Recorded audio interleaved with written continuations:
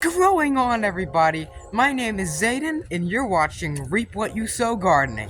In this video, there's trains, which I don't mind because I like those types of train horns, actually, and not people trying to destroy trees. I'm not really a tree hugger. I just don't like the trees getting cut down because, they look nice. And, you can regrow them and sell the trees for like $50 and make money off them. Cycle of life, I guess. So in this video, I'm going to be showing you everything that's going on with the garden. It may not look like it's vibrant because, well, it's December 14th or 15th. I can't remember, but it's December something-teenth. And, yeah, let's do this. Right here is our collard green. I think they are cabbage because they got like these little paddle leaf things. I think they're a type of cabbage. Why is it that every single time I make a video near this raised bed, there's some type of weird noises? Oh my god. Here is the grapevine.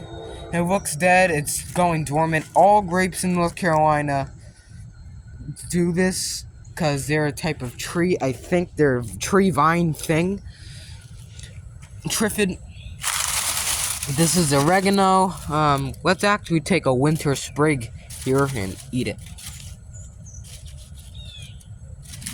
Let's see. You don't really eat oregano raw, but you can if you want.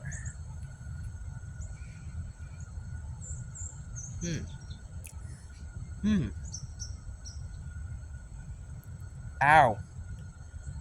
It's like a stink bug with little riz. It's a brain rot stink bug.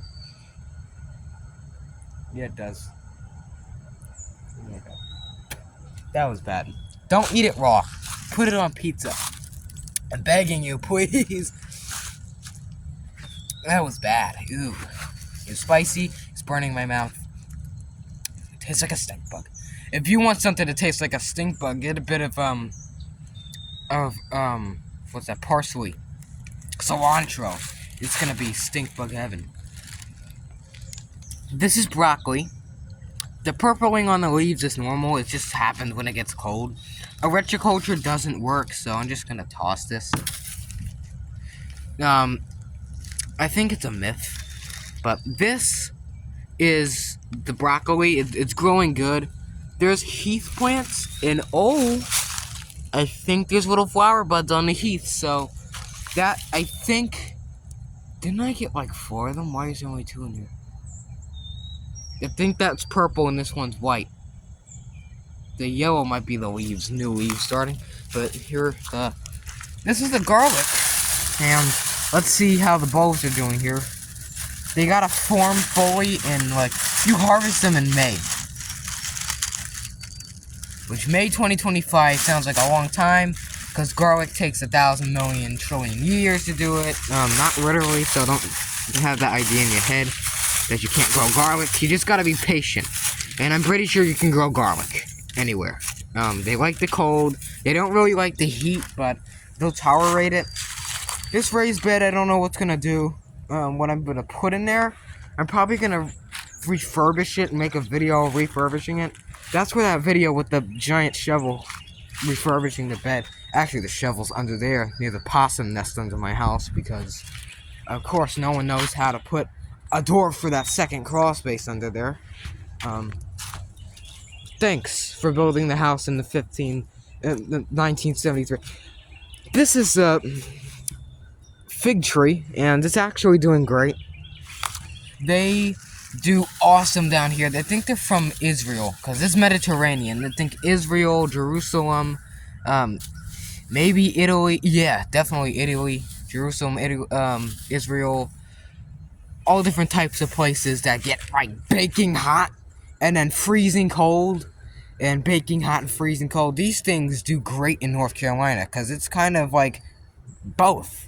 It gets like a disgusting muggy weather here, and then it gets a burning hot, and then a disgusting freezing cold that burns all your fingers off, and then you start crying and kicking stuff and screaming at chairs.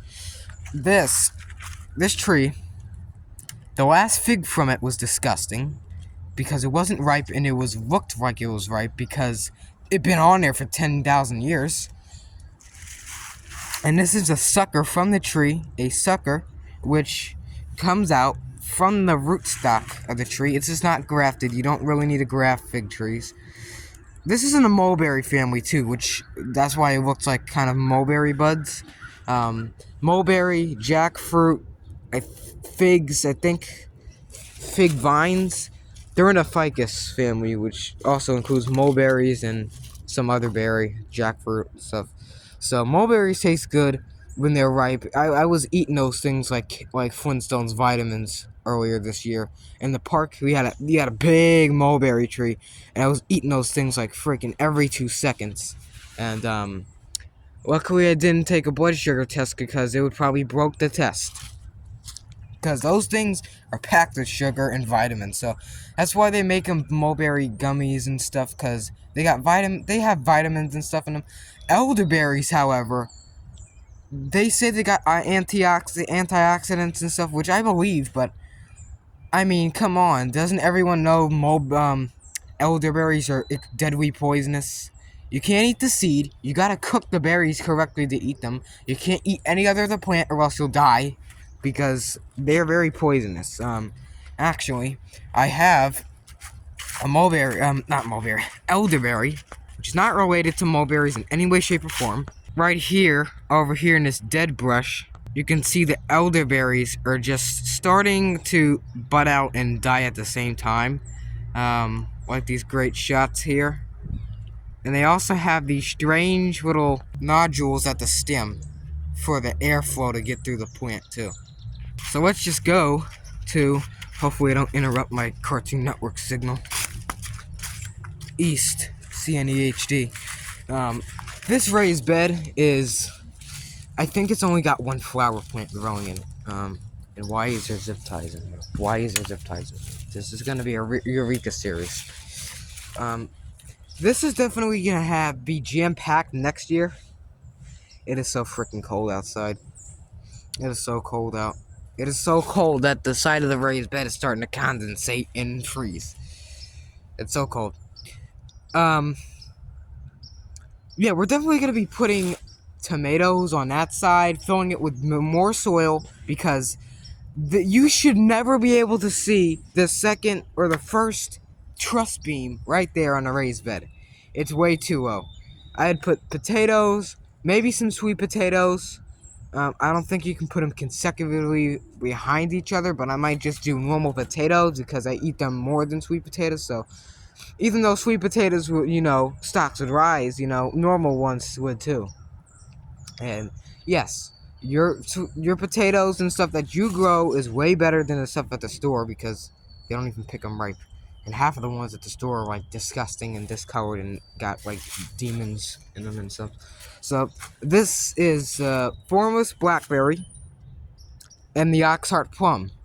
It says it's supposed to be an orange colored plum, which I don't know how old this tree was because the tag I got looked like it was a little discolored. So whatever, any scientists out there, whoever that knows about paints and colors and stuff, what is the color like of a type of fruit and it turns orangish like a peach? Because this looks like a orange peach thing without the fuzz on it, which isn't really fun. But I think it's like one of the apricots. I love apricots, so I might get an apricot tree, not a peach tree, but maybe apricot. This tree is a self-pollinating tree because it is grafted. And yes, it is grafted. Don't sound nuclear war alarms on me that it's not grafted, but it is, and it looks great. Inside this looks just like the black cherry because they're in the same family. And these bins are really good. This one is like 1 year old, but it looks like it's discolored, but it's absolutely fine. They say don't use any see-through or any side kind of transparent. I keep yawning. Any sort of transparent containers because it just lets the sun through and degrades them. doesn't really matter because this tree might break through it and put a taproot in the ground anyway, so which is fine. I don't have to worry because the well for that main injection feed runs all the way over there to the house, right underneath that that black vent. That's where the well is, so I don't really have to worry about anything else. And the sewage, I think our sewage goes south to the front of the house and to the street, I think. So we don't have to worry about this. I don't think anyone would mind a plum tree being in their backyard, an actual plum. Yeah. The mums look fine as far as the leaves. I think they'll come back. They did last year. Here's the no-berry, blueberry, high bush bonus, which, oh my gosh, I'm going to have to cut this video up or do something because my hands are about to get freaking freeze. Gotta love North Carolina. Absolutely gotta love it. I hate this freaking state. I want to go back to Long Island. Bet you Long Island has better. I haven't been there in 13, 15, 14 years anyway, so I don't know. But they were not this disgusting of weather.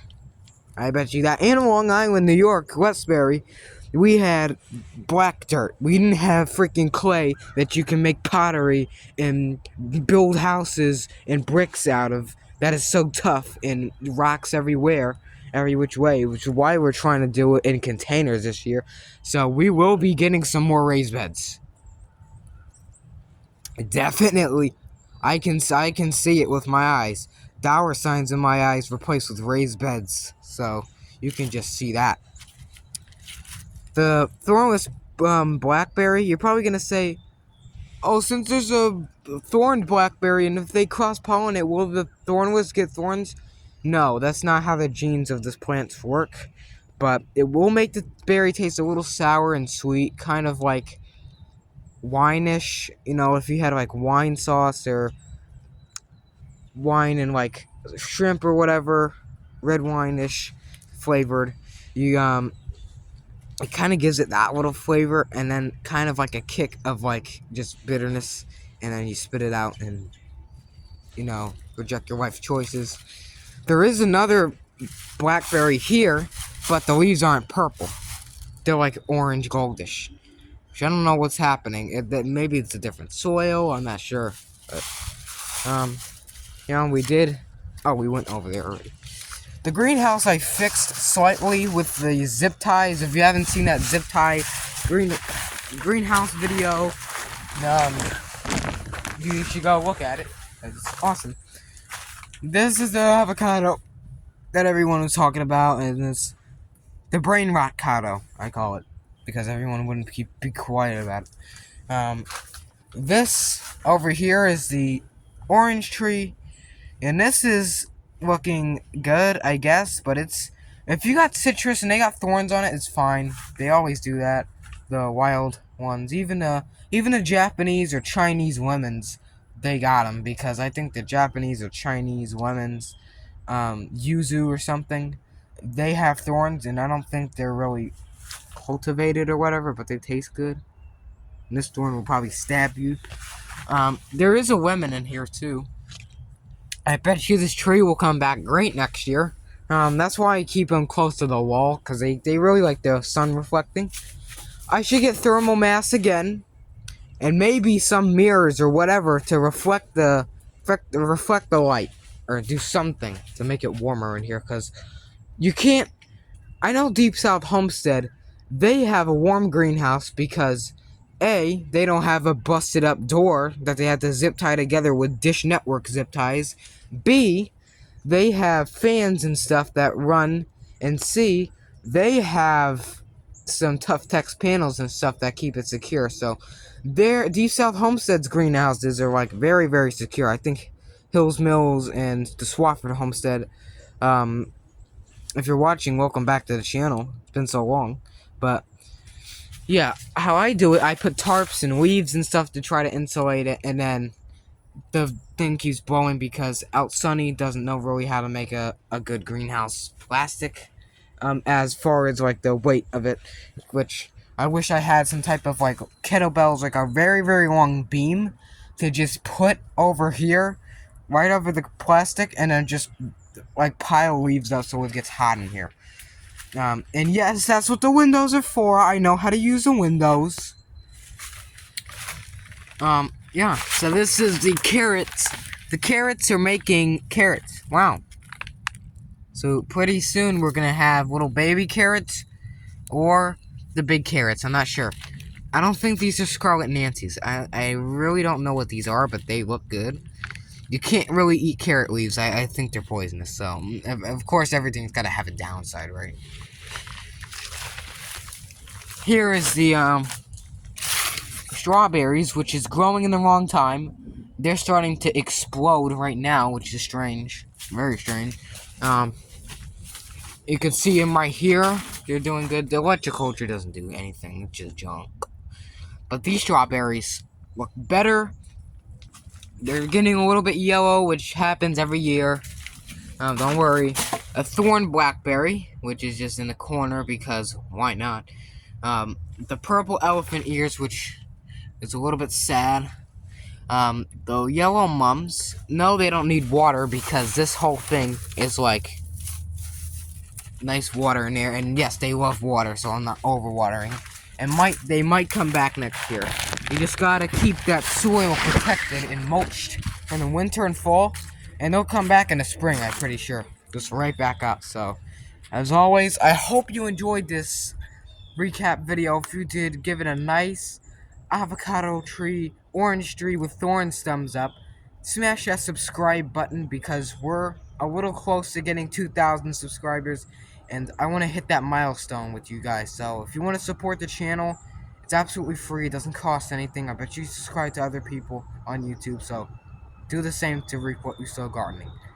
Show the channel some love. Share the video if you got friends and family, the people that like gardening, or get them into gardening so we can all have a little bit of food here. So thanks for watching, and I'll see you guys in the next video.